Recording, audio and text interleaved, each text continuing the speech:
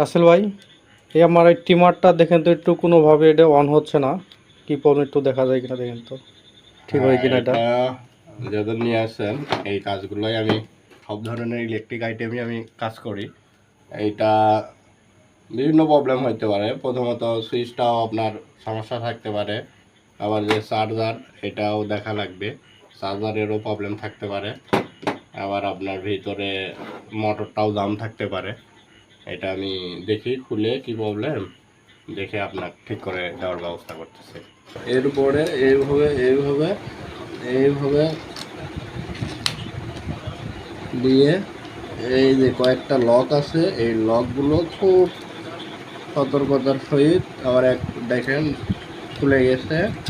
আপনারা ওইভাবে আস্তে ধীরে সুস্থে খুলতে থাকবেন, তাহলে এই যে ইজিলি খুলে যাবে। এখানে সুইচের একটা লক আছে, এটাও মনে রাখবেন এবং একটা যত্ন করে রাখবেন। এটা হেরে গেলে কিন্তু আপনার এই পুরো মেশিনটাই নষ্ট হয়ে যাবে। এইদিকে অবশ্যই আপনারা যারা ট্রিমারের কাজ করেন সেদিকে খেয়াল রাখবেন। এই যে এখন এখানে দেখা যাচ্ছে 3টা নাট আছে, এই 3টা নাট খুললেই আমাদের এই ট্রিমারের পুরো অংশটা খুলে যাবে।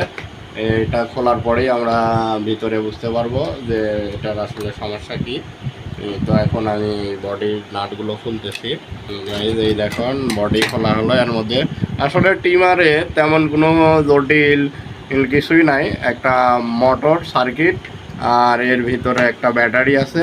এই যে সার্কিটেও একটা নাট দেখা যাচ্ছে, এই নাটটা খুললে আপনারা আরও ভালোভাবে বুঝতে পারবেন যে আসলে এর ভিতরে কী কন্ডিশন কি আছে। এই যে এর ভিতরে আসলে দেখা যাচ্ছে তেমন কিছুই নাই, এক সার্কিট আর ব্যাটারি।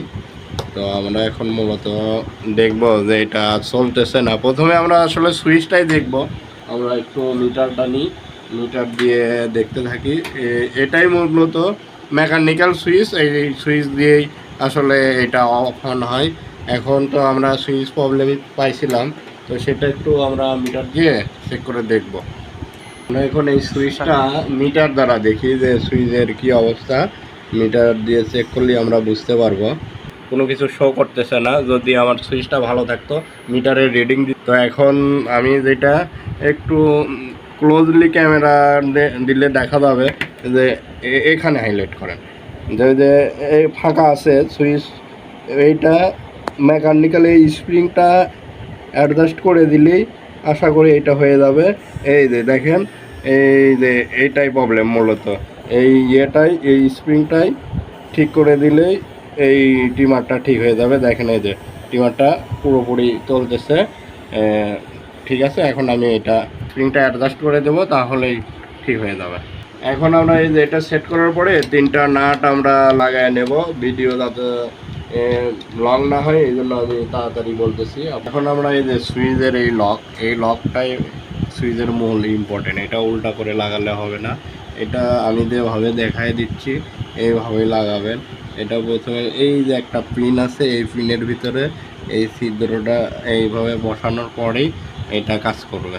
দিয়ে এই দেখেন এই চাপ দেবেন, এই ঘুরতেছে। আবার এই বন্ধ করবেন, এই বন্ধ হয়ে গেল। মোটামুটি গাইজ এখানে ভিউয়ার্স এই এখন আমি যে মূল কভারটা এটা লাগিয়ে দেব।